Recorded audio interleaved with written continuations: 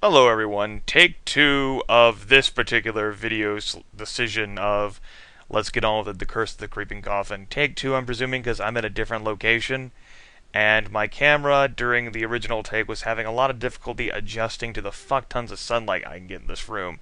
Now, I thought that would be a good thing, but I had my auto balance things initialized, so every time I would move back and forth in this chair, the whole camera would go, ah, and spend time trying to auto adjust, which meant that it wasn't spending time actually capturing things at 30 frames per second. So I closed all the blinds, and I only turned on a small lamp here, and hopefully that'll do.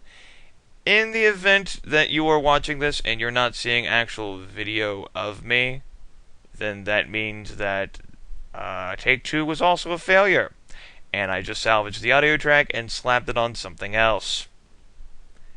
There you go, now you know. Otherwise, yeah, I'll kick back and relax, and you get like a better view of my body dimensions, so you can see how tiny my head is compared to the rest of my body. That's something that's bothered me. Before we get started with the book, whole other tangent, because my mind is shot and I can't think straight.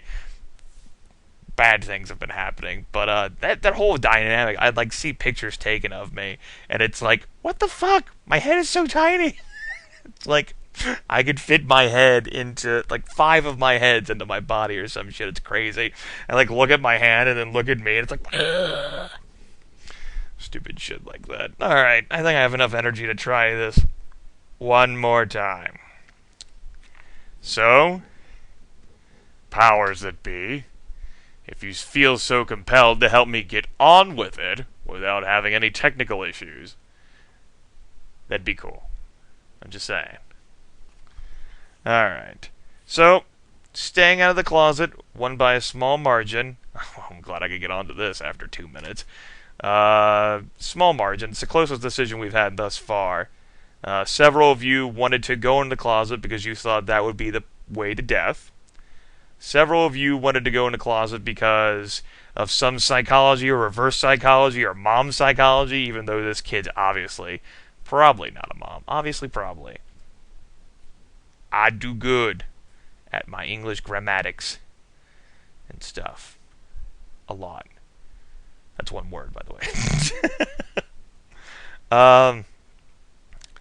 Others of you did not want to go into the closet because death trap, small, narrow, confined space, might be some bad jinn, of course, other psychological elements. But staying out of the closet did win by a slight margin, but I reckon, you know what the hell, let's go ahead and see what's in the closet anyway.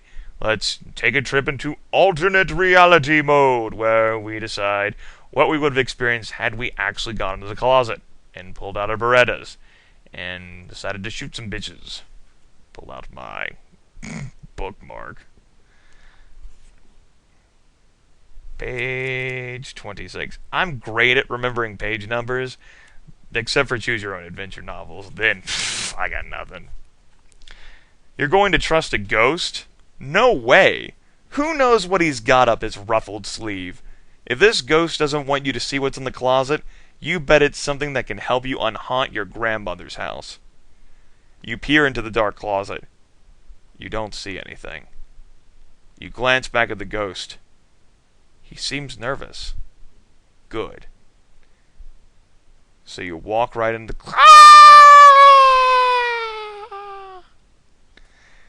There's nothing under your feet but air. You desperately try to grab hold of something, anything, but it's no use.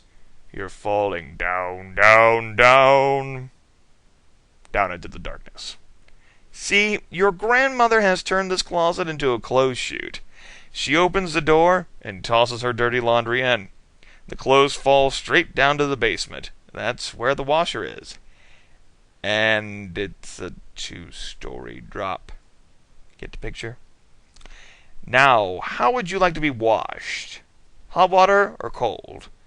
With or without bleach? Because it's time to clean up your act, kid. You're all washed up in the ghost hunting business. The end. What a great story! Oh my god, we're all washed up in the ghost hunting business.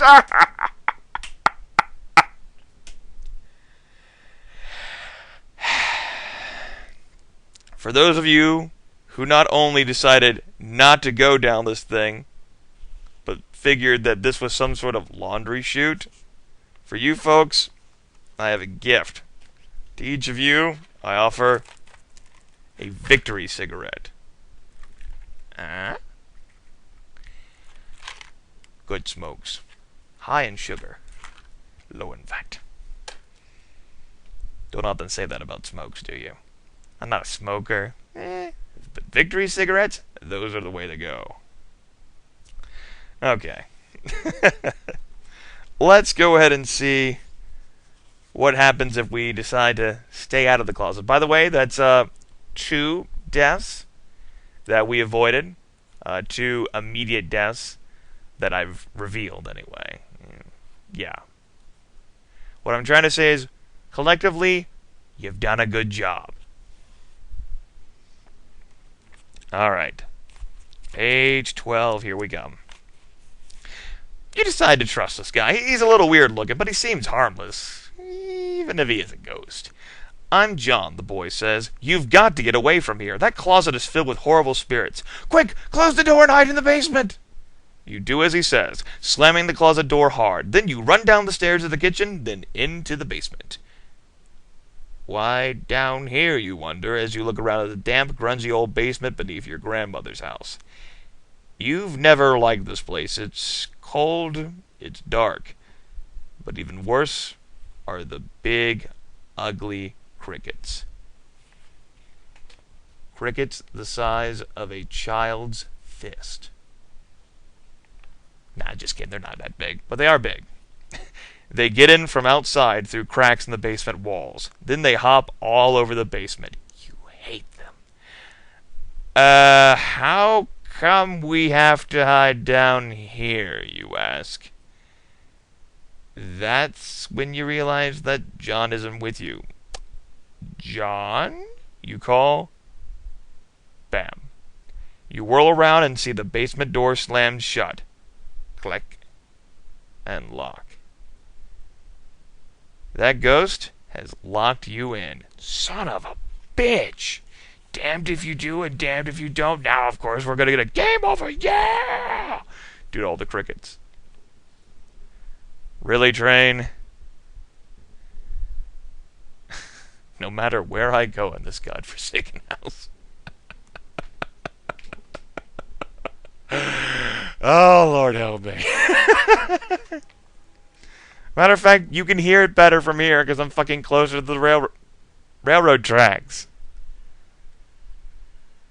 And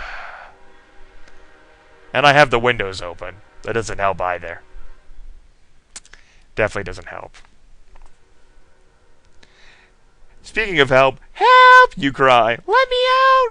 You turn to see if there's another way out of the basement. Gross! Those disgusting crickets are hopping everywhere. There must be hundreds of them. The chirping is enough to make you crazy. Okay. If I visited my grandma's house, say if theoretically she was still alive, and there were hundreds of crickets down in the basement chirping, who were, I presume, loud enough to be heard no matter where you were in the house. Yeah, that's how my grandma and grandpa's house was. If there were hundreds of crickets down there, I would have been able to hear them everywhere. Grandma and I would need to have a serious fucking discussion, which may or may not end with me bashing her upside the fucking cranium with a goddamn candlestick. No.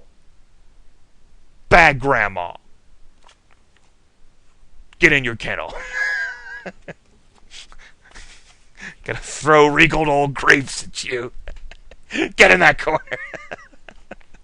Love you, Grandma. They hop from the windowsills.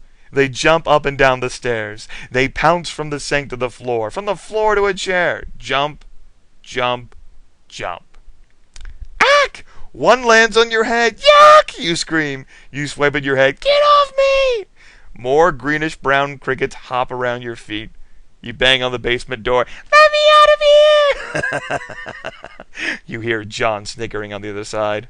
What a creep, you think. Then it dawns on you. Hey, John, you call through the door. Ooh, what's your last name? Lockmeyer, the ghost answers. Figures. Mac McFarlane was right. Whoa! Oh, God damn it. Screen, don't go dark. If you fucked with my camera because you went dark, I might send you fucking flying down my staircase. This time it won't be an accident. See, let's test out the solid state drive. Whee! I am absolutely positively deranged. These fucking past 45 days have fucked up my head, more so than usual. Anyway, uh-oh. John Luckmeyer mumbles on the other side of the basement door. Here comes trouble. What now? You have enough trouble already, in the form of a teenage ghoul. Actually, if we're gonna use how it's normally treated to be in, like, fantasy settings, there is, like, a difference between a ghost and, like, a ghoul, seriously. I mean, like, a ghost is, like, an incorporeal apparition, and you, like, can't phase that except with, like, +1 weapons to hit or better, or unless your weapons have, like, special ghost touch properties. But, like, a ghoul is, like, a carnivore or a murderer who's been, like, revived into unlife, and he's eating flesh, especially of, like, cadavers, and, like, it's all creepy and shit. It has, like, paralyzing bite, but of course elves aren't affected by that unless you're actually facing a ghast, because there's, like, the only paralyzing touch that can actually paralyze elves, because elves enjoy a long list of, like, amenities, because, like, elves are, like, awesome. I mean, like, seriously.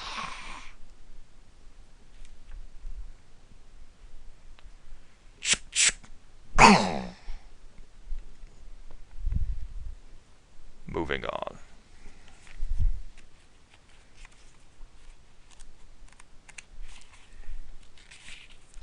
In retrospect, this is a more animated second take. I'm crazier than what I was the first time around. Ick. Another cricket plops on your head. Let me out! You yell again, pounding on the door. Immediately the door swings open. Uh-oh. The ghost was right. Trouble has arrived. In a big way. It's your grandma. And she's steaming mad. What in heaven's name are you up to? Your grandmother scolds. You glance past her into the kitchen and see what she means. The whole place is a mess. Flour is scattered all over the floor. Pots and pans are stacked on the chairs and table. Every single item that was in the refrigerator is sitting on the kitchen counter. What on earth have you done? Your grandmother demands, pointing at the huge mess. Behind her back, you see the ghostly John Luckmeyer with a big grin plastered across his smirking face. So there's he has a smirking face. The face is smirking, and he has a big grin plastered on top of that. So I've got a grin smirk going on. How does that even look? Like the snide motherfucker who is like, oh yeah, I'm dead fucking sexy. And then you have like a big fucking cheesy grin on top of that, like, oh yeah, I'm sorry, we have not yet fucked. What? That's how you introduce yourself to attractive women. We have not yet fucked. Oh, yeah, you're like right on that one, like seriously. Okay. Anyway, quick, what are you going to tell her? If you decide to make up a story, turn to page 71. If you tell the truth, turn to page 112. So do we lie to Granny, or do we tell Granny the truth? Choice is yours, and yours alone. Do not fail at the Shrine of the Silver Monkey, you little twats. Alright, that about takes care of it. As I said, if you haven't been seeing any animation from me this entire time, it's because the video track died. But in the hopes that maybe this video track didn't die, I have one last thing. Further proof that I'm fucked up in the head today. More so than usual. This actually won't be performed the best because this laptop's on a cushy surface. I'm actually using the bed as a desk. So this won't be as good as it could be. That's okay, because you wouldn't know that. Except for the fact that I told you. Never mind. Just pretend you did not hear that. Exactly. What was I saying? But I figure this will still be a worthwhile scene anyway. So let me rotate my laptop here. And Adjust this down a bit and kick it.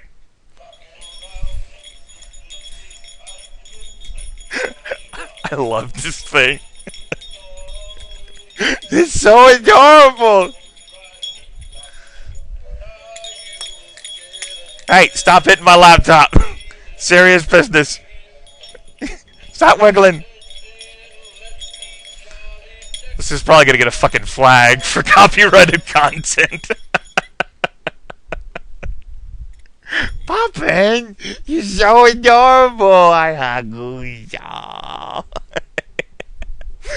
Alright, everyone. See you later.